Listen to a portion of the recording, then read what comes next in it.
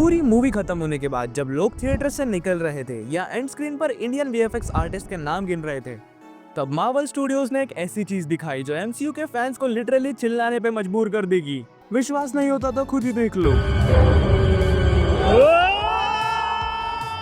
अब मुझे पता है तुम बेसब्री से उसके बारे में बात करना चाहते हो, पर उससे पहले मैं हूँ आर्यन और ये है मेरा चैनल साइकिक आर्यन। यहाँ पे हम मूवीज के बारे में आपके साथ बहुत सारी बातें करते हैं। तो अगर तुम्हारा इंटरेस्ट मूवीज, कॉमिक्स और पॉप कल्चर में होगा तो इस चैनल को बेझिझक होकर सब्सक्राइब कर सकते हो।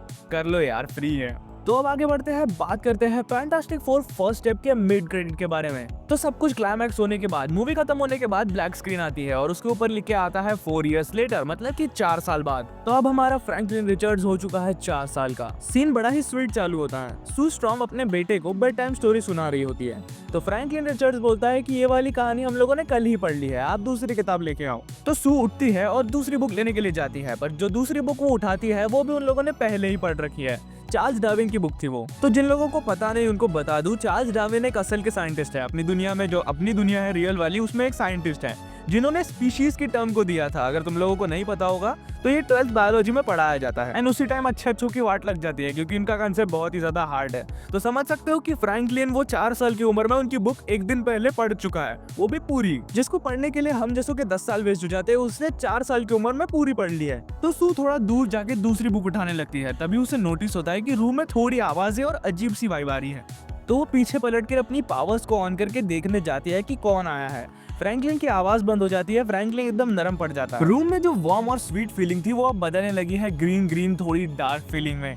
तुम लोगों को अभी तक के तो धीरे धीरे पता चल गया होगा कि कौन सा कैरेक्टर आने वाला है। तो जी हाँ, आपका तुक्का बहुत सही है। अब आ चुका है डॉक्टर डूम। तो जैसे तुम्हें दिख रहा है, मैं थोड़ा बहुत यूज कर रहा हूँ। पिछली बार मेरी वीडियो चली गई थी, ये दूसरी बार मैं अपलोड कर रहा हूँ इस टॉपिक के ऊपर।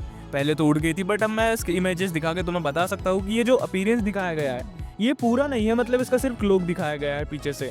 ये कोई रैंडम कैमियो नहीं था भाई, ये था विक्टर वॉन डूम का official MCU debut. Mask, cloak, poster, सब कुछ डूम लग रहा था। मार्वल ने कंफर्म भी किया है कि ये पोस्ट क्रेडिट सीन डायरेक्ट किया है रूसो ब्रदर्स ने, जो अब डायरेक्ट कर रहे हैं एवेंजर्स डूम्सडे डायरेक्टली 1 साल बाद। तो समझ लो कि ये कोई सिर्फ फैन सर्विस नहीं थी, ये एक केयरफुली प्लान्ड पावर मूव था मार्वल स्टूडियोज का। लेकिन असली सवाल ये है कि डॉक्टर डूम फ्रैंकलिन रिचर्ड्स के सामने घुटनों पे क्यों बैठा था। तो देखो, फ्रैंकलिन रिचर्ड्स कोई नॉर्मल बच्चा नहीं है। इस बंदे के पास रियलिटी मैनिपुलेशन की पावर्स है।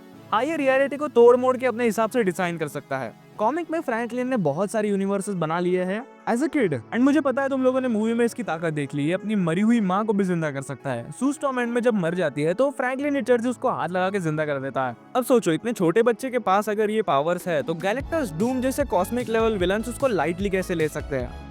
कॉमिक्स में डूम ने हमेशा पावर के लिए सब कुछ किया है। सीक्रेट वॉर्स 2015 में उसने मॉलिक्यूल मैन की पावर्स लेके पूरा का पूरा बैटल वर्ल्ड कंट्रोल कर लिया था। उसके लिए मॉरलिटी, रिलेशनशिप, सब कुछ सेकंड प्रायोरिटी पे है। और फ्रैंकलिन रिचर्ड्स, उसके पास वो पावर है जिससे डूम लिटरली गॉड बन सकता है। फैंस की थ्योरी है कि डॉक्टर डूम फ्रैंकलिन को अपने प्लान के लिए यूज करेगा, शायद वांडा को रिसरेक्ट करने के लिए या फिर मल्टीवर्स को दोबारा डिजाइन करने के लिए। तो फिर अगर डॉक्टर डूम इतना इंपॉर्टेंट कैरेक्टर है फैंटास्टिक फोर की स्टोरी में, तो उसको दिखाया क्यों नहीं गया। तुम लोग नोटिस करोगे कि जब वेनेसा कर्बी, मतलब कि सू स्टॉर्म जब मदद के लिए बुलाती है पूरे दुनिया के देशों को, फैंटास्टिक फोर को जब उनकी जरूरत होती है तब मीटिंग बैठाई जाती है और उसमें तुम्हें सारी दुनिया के लीडर्स दिखेंगे, बस लैटवेरिया को छोड़ के।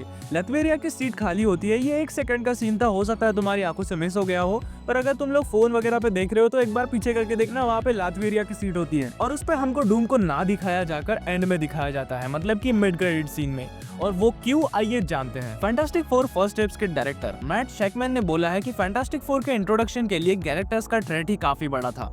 डूम एक इतना आइकॉनिक कैरेक्टर है कि उसकी एक प्रॉपर एंट्री अलग स्टेज पर होगी, एवेंजर्स डूम्सडे पर। एंड मैं सच में होप करता हूँ कि इसकी एंट्री वो थैनोस वाले सीन से हो। तुम लोगों ने अगर नहीं देखा है तो अभी देख लो, बस इस पे कॉपीराइट ना आए।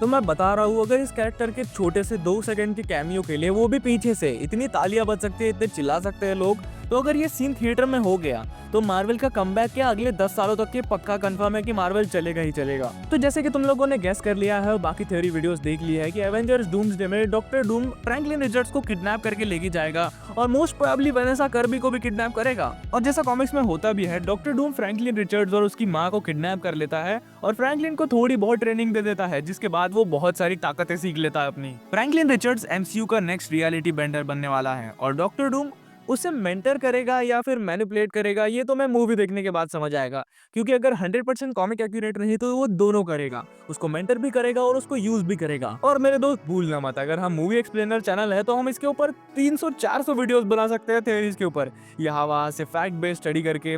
तो वैसे इस पोस्ट क्रेडिट और मिड क्रेडिट में उतनी बात करने लायक नहीं है, पोस्ट पे तो मैं पहुंचने का हूँ। मिड के बारे में बताऊँ तो उतना कुछ बात करने का नहीं है, इसमें बस 2 सेकंड की फुटेज दिखाई गई है हमें डॉक्टर डूम की, और ये भी कंफर्म नहीं है कि ये कोई डॉक्टर डूम का वेरिएंट है या फिर खुद डॉक्टर डूम है। तो सीधा सीधा बताऊँ तो डॉक्टर डूम का प्लान बस वनेसा कर्बी मतलब कि सू स्ट्रॉम और फ्रैंकलिन रिचर्ड्स को किडनैप करने का है। तो मैं डूम्सडे की कहानी इसके अराउंड घूमते हुए दिखेगी, या फिर बैटल वर्ल्ड, तुम्हारी किस्मत अच्छी रही तो बैटल वर्ल्ड भी देखने मिल सकता है। अब इतने सारे कंसेप्ट यूज करने का मतलब थोड़ा जल्दी हो जाएगा, क्योंकि हम लोगों को उतना नहीं दिखाया गया है, क्या पता ये अपना डॉक्टर डूम हो भी ना, बट स्टिल बोलूं तो हाइप तो बनी हुई है। एवेंजर्स डूम्सडे मतलब 1 साल बाद है, तो उसके बीच में कोई मार्वल की मूवी नहीं आ रही है, बाकी जो तुम्हें देखने मिलेंगे वो शोज है, और वो भी साइड कैरेक्टर्स के शो है। अब इस सब में बात रह गई है एंड क्रेडिट सीन की, तो एंड क्रेडिट सीन कोई काम का नहीं था मेरे दोस्त। अगर तुम मूवी देखने जाने के हो और मेरा ज्ञान सुन रहे हो तो प्लीज मत रुकना एंड क्रेडिट के लिए, एंड क्रेडिट में कुछ नहीं है, उसके बदले तुम यूट्यूब पे फैंटास्टिक फोर के पुराने कार्टून का इंट्रो देख लेना, वही है एंड में। और वो उतना कुछ सेंस भी नहीं बनाता, बस वो बताता है कि फैंटास्टिक फोर पॉपुलर हो चुका है और उसके ऊपर कार्टून बन रहे हैं। टोटली तुम्हारी मर्जी पे है, क्योंकि उतना कुछ सेंस नहीं बनाता, बस इंट्रो दिखाया गया है, वो भी म्यूजिकल वे में। तो अगर तुम लोगों को ये वीडियो अच्छी लगी होगी, बाकी मैं थ्योरीज के बारे में बात करूँ तो इसके बारे में बहुत सारी चीजें हमारे पास है, 1 साल का टाइम है, 300 वीडियो छाप दूंगा इसके ऊपर मैं।